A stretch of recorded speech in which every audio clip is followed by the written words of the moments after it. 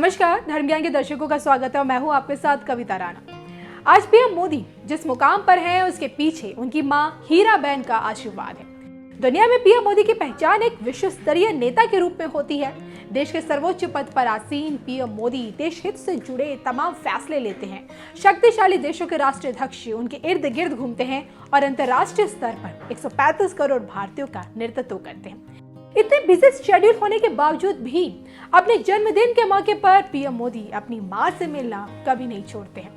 अगर दुनिया पीएम मोदी में एक ताकतवर इंसान देखती है तो वहीं अपनी मां के लिए वो आज भी एक बच्चे हैं। कहते हैं मां के लिए उसका बच्चा कभी बड़ा नहीं होता। आज भी जब पीएम मोदी अपनी मां से मिलते हैं तो एक बच्चे की तरह खिलखिलाते हैं और एक बच्चे की तरह मुस्कुराते हैं, क्योंकि हर बच्चे की तरह उनकी दुनिया भी उनकी मां के आंचल में बसती है। दुनिया जानती है कि मां के आशीर्वाद से ही पीएम मोदी कामयाबी की सीढ़ियां चढ़ते गए और दुनिया में छा गए। 17 सितंबर 2013 भारत के इतिहास में दर्ज ये वो तारीख है जब बीजेपी ने नरेंद्र मोदी को पीएम उम्मीदवार घोषित किया और उसी दिन मोदी अपनी मां से मिलने पहुंचे। इस दिन मां का दिया आशीर्वाद पीएम मोदी के लिए इतना चमत्कारी साबित हुआ कि 2014 के साथ साथ 2019 में भी छा गए। बहुमत के साथ सरकार बनाई और अब यही करिश्मा उन्हें 2024 में भी दिखाना है।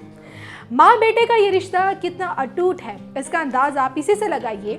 जब जब मौका मिला पीएम मोदी ने डंके की चोट पर इस दुनिया को बताया कि उनके आज का अस्तित्व अतीत में किए उनकी मां की मेहनत का ही नतीजा है।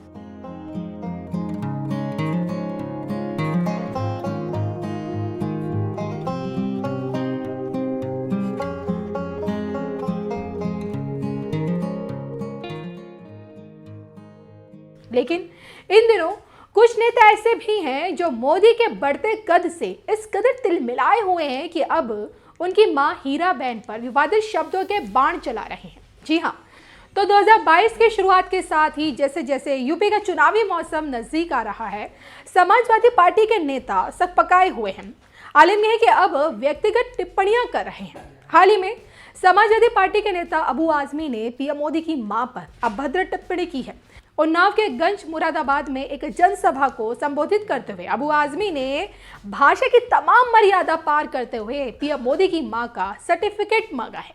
सीएए और एनआरसी पर बोलते हुए अबू आजमी ने ये कहा है, 500 सीटें जीतकर मोदी फिर से शासन करना चाहते हैं, जिसके लिए वो एनआरसी जैसे बिल लाएंगे और आपसे पूछेंगे कि आपके पूर्वज कहाँ पैदा हुए थे।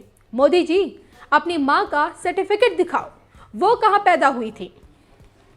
तो देखिए, माँ का मतलब क्या होता है, व्यक्ति के जीवन में माँ का क्या स्थान होता है, ये बात समाजवादी पार्टी के नेता कितना समझते हैं, कितना जानते हैं, ये तो अबू आजमी के इस बयान से साफ पता चलता है। लेकिन उन्हें ये मालूम होना चाहिए कि धर्म कोई भी हो, जाति कोई भी हो, भाषा कोई भी हो, माँ का स्थान हमेशा से सर्वोच्च रहा है, राजनीति से भी ऊपर रहा है। असल में माँ एक ऐसा अलौकिक शब्द है जिसका नाम लेने भर से रोम रोम पुलकित हो उठता है, हृदय में भावनाएं उमड़ पड़ती हैं और व्यक्ति माँ के ममता में डूब जाता है। अगर हम ये कहें कि माँ और इसकी ममता को परिभाषित किया जा सकता है तो ये बिल्कुल गलत है। माँ की ममता को सिर्फ महसूस किया जा सकता है। जी हाँ, 9 महीने तक गर्भ में रखना, प्रसव पीड़ा झेलना, स्तनपान करवाना, रात रात भर बच्चे के लिए जागना, खुद गीले में रहकर बच्चे को सूखे में सुलाना, मीठी मीठी लोरियां सुनाना, ममता के आंचल में छुपाए रखना, उंगली पकड़कर चलना सिखाना, देखिए प्यार से डांटना, फटकारना, फिर रूठना, मनाना, बच्चे की रक्षा के लिए बड़ी से बड़ी चुनौती का डटकर सामना करना और बड़े होने पर भी वही मासूमियत और कोमलता भरा उसके साथ व्यवहार करना, ये सब कुछ एक माँ में समाया हुआ है। और आप कोई भी धर्म ले लीजिए, माँ को हर धर्म में सर्वोपरि बताया गया। कहते हैं माँ का दर्जा देखिए भगवान से भी ऊपर है, क्योंकि इंसान को इस धरती पर लाने वाली एक माँ ही तो होती है। हिंदू धर्म में देखिए देवियों को माँ कहकर पुकारा गया। धार्मिक परंपरा के अनुसार धन की देवी महालक्ष्मी, ज्ञान की देवी माँ सरस्वती और शक्ति की देवी माँ दुर्गा मानी गई है। तो वहीं मुस्लिम धर्म में भी माँ को सर्वोपरि और पवित्र स्थान दिया गया है। हजरत मोहम्मद ने कहा कि माँ के चरणों के नीचे ही स्वर्ग है। ईसाइयों के पवित्र ग्रंथ में भी स्पष्ट लिखा है कि माँ के बिना जीवन होता ही नहीं है। ईसाई धर्म में भी देखिए माँ को सर्वोच्च स्थान दिया गया है और इसके साथ ही साथ भगवान यीशु की माँ मदर मैरी को भी सर्वोपरि माना गया है। यहूदी लोग भी देखिए माँ को सर्वोच्च स्थान पर रखते हैं। यहूदियों की मान्यता कहती है कि उनके 55 पैगंबर हैं, जिनमें से 7 महिलाएं भी शामिल हैं। वहीं सिख धर्म में भी देखिए माँ का स्थान सबसे ऊंचा रखा गया है। बहरहाल जनसभा में समाजवादी पार्टी की तरफ से पीएम मोदी की मां हीराबेन पर इस तरह की टिप्पणी करना क्या सही है? इस पर आपके क्या विचार हैं? प्लीज शेयर जरूर कीजिएगा।